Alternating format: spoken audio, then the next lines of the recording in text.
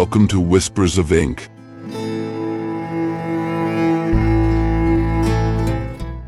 I'm Machado de Assis, and now I will read one of my stories. Let's start with the book Anonymous Flower, which is part of my novels collection.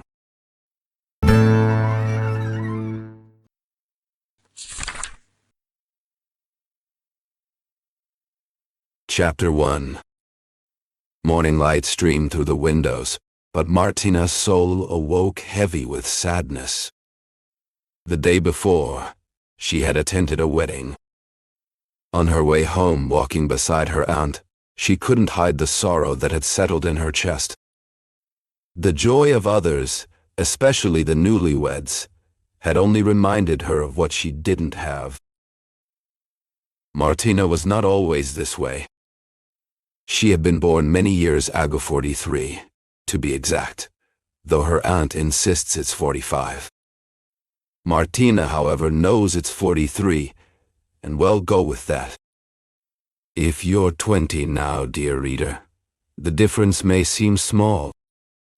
But wait until you're 40, and find yourself in Martina's place, and you'll understand why 2 years matter. And even then, nothing says you can't pretend to be a little younger. 43. 40 that's the difference, really. You might think after reading that Martina's husband would appear, fresh from the bath or reading the paper. But there is no husband. There never was one. Martina is unmarried, and that is why her soul feels so heavy on this bright, fresh morning after a wedding night. She is alone. Deeply alone. And likely to stay that way until the end. She may live a long time too, because she is strong, like a laborer, and healthy, like a dog. The only person she has left is her old aunt. Her parents died young, and now, no one else remains.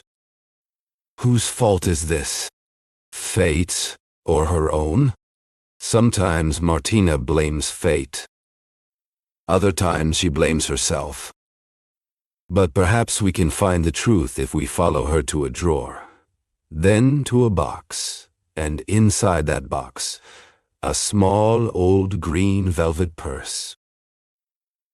Inside it are all the memories of love she ever had. Now, after seeing another woman marry, Martina felt the urge to look back to take an inventory of her past. She hesitated for a moment. No, she said to herself. Why, look at this. It will only bring back bad memories. Let's forget those unhappy times. But the sweet feeling of reliving the past pulled her back. She opened the drawer, then the box, then the small bag. She took the little bag in her hands and sat down by the bed. How many years had it been since she last saw these remains of her youth? She touched them with emotion and began to look through them. Whose letter is this? She wondered when she saw the first one.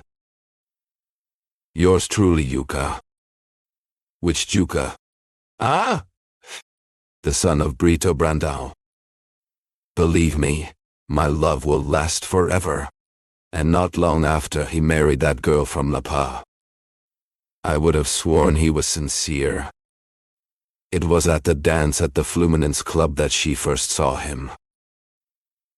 What a handsome young man he was. Tall, with a neat mustache and eyes like none she had ever seen again. They danced that night, again and again. After that he started walking by Rua dos Invalidos every afternoon, until they were finally introduced. At first he visited only a few times, then more and more often. How long did it last? She couldn't remember exactly. 6 months, maybe even less. Then, one day, he began to avoid her, little by little, until he disappeared completely. And not long after, he married someone else. Believe me, my love will last forever. Martina read the whole letter and set it aside. No way, she said out loud. That other girl must have been unhappy too. Men like that only bring heartbreak. She picked up another letter. This one was signed Gonçalves. A blonde Gonçalves who had just arrived from São Paulo, fresh out of law school, and had turned many girls' heads. The paper was yellowed and ugly, just like the writer probably looked by now. Letter after letter. Martina read most of them again. She hadn't had that many suitors, but each one had written at least half a dozen beautiful letters. All lost now, she thought. A word here, another there, brought back so many forgotten moments. Ever since Sunday, one letter read, I haven't been able to forget what happened with the cane. What cane? Martina couldn't remember right away. Martina sat at the table, flipping through the old letters. One of them made her pause. It was from a young man, someone who had just started building his fortune. Back then, he'd been full of hope and ambition. Now, he was wealthy, respected, and even held a title. But why had he kept this particular cane in his mind for so long? Then she remembered. It was on a Sunday night. He had gone to her house and, when he left, he couldn't find his cane. A child from the house had taken it inside. She went after it and met him at the door. They kissed. Just one kiss. Nothing more. But it stayed with him. And now, years later, the memory returned. Martina shivered as the moment came back to her. But she quickly shook it off. That time was gone. Sunday, the cane, the kiss, it was all part of the past. The man was now a father of 3. She moved on to the next letter. She finished organizing the letters. Then she thought, where were her own letters now? The ones she had written to these men. She imagined them torn up the night before each wedding. Or maybe tossed away with old bills and tailor receipts. She shook her head, trying to forget such sad thoughts. Poor Martina. For a moment she wanted to burn all these old letters. But she couldn't. They were pieces of her life. So she put them back in the box. Was there anything else in the bag? She looked inside. No letters. Only a dried flower. What kind of flower was it? Faded and brittle. It looked like it had been waiting for years. She couldn't even tell what kind it was. But it didn't matter. What mattered was the story behind it. Who gave it to her?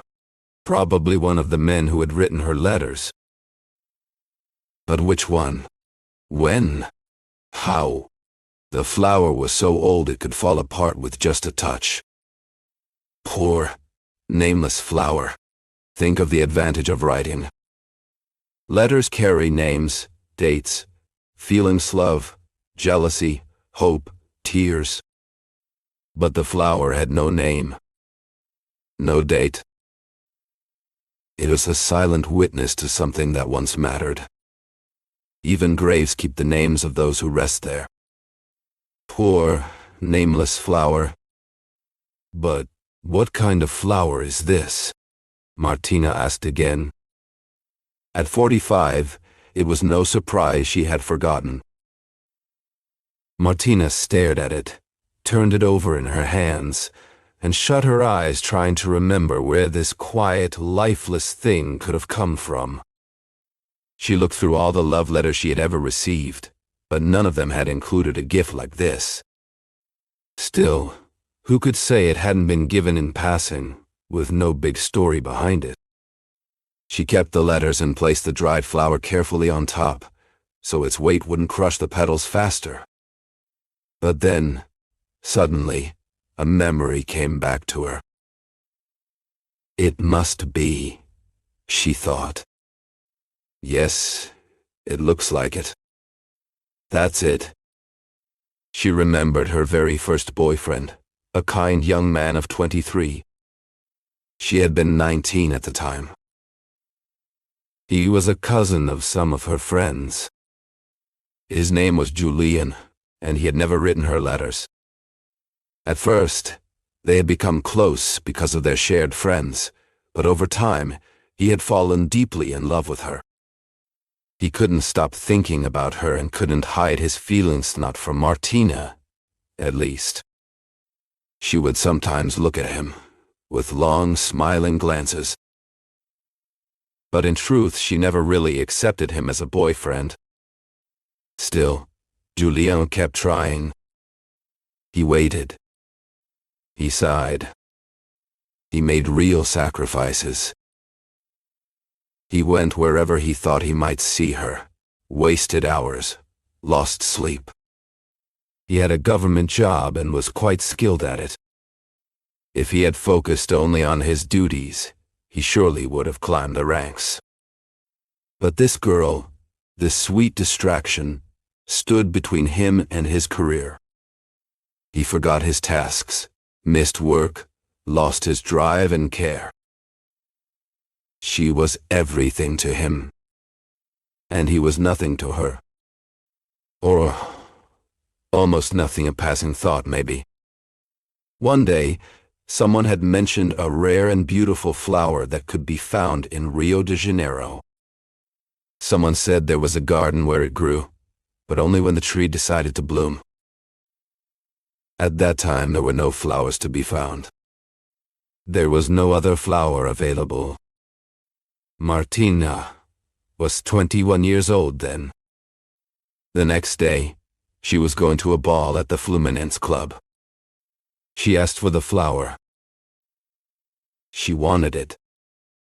But there isn't any, someone told her. Maybe there is, Julien said. Where? If we look for it. Do you think there is one? Martina asked. There could be. Do you know of any? No, but if we look, we might find one. You want the flower for tomorrow's ball? He asked. I do, she said. Giuliano woke up early the next morning. He didn't go to work, and instead started walking through the countryside near the city. All he had was the name of the flower and a simple description. He searched one neighborhood after another. By noon, hungry and tired, he stopped at a small restaurant to eat quickly. Then he went back to walking. In some places, people were rude to him. In others, he waited a long time before anyone came to talk. In a few, dogs barked at his legs. But the poor young man never lost hope. 2, 3, 4 hours passed. It was almost 5 in the afternoon when, at a farm in Andari Grande, he finally found the rare flower. He offered to pay 10, 20, or even 30,000 rei for it. But the owner, an old woman with a kind face and a sharp eye for love stories, laughed and said it was free. Go on, she told him. Take it to the girl and be happy. Back in the city, Martina was still brushing her hair when Giuliano brought her the flower.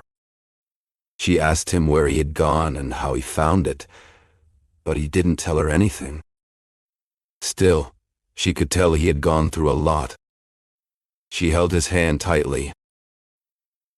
That night, she danced a waltz with him. The next day, she kept the flower.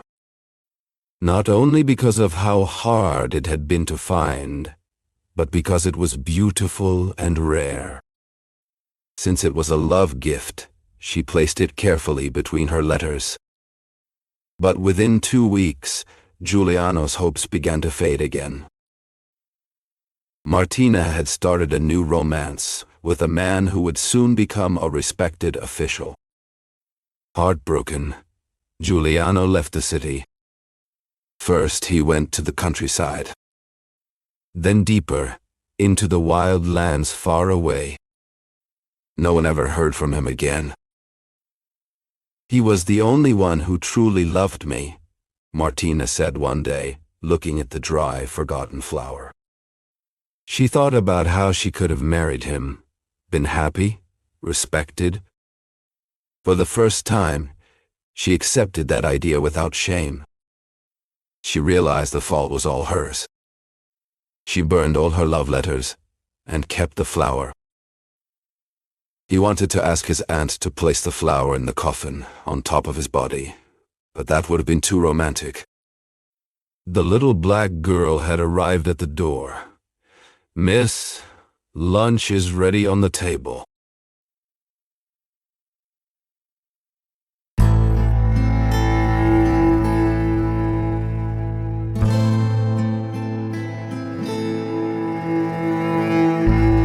Thank you for listening so far. If you enjoyed this video, don't forget to like our channel and click the bell to be notified whenever a new book is read. Have you heard of Machado de Assis? Machado de Assis, born in Rio de Janeiro in 1839, is considered one of the greatest writers in Brazilian literature and a master of psychological realism.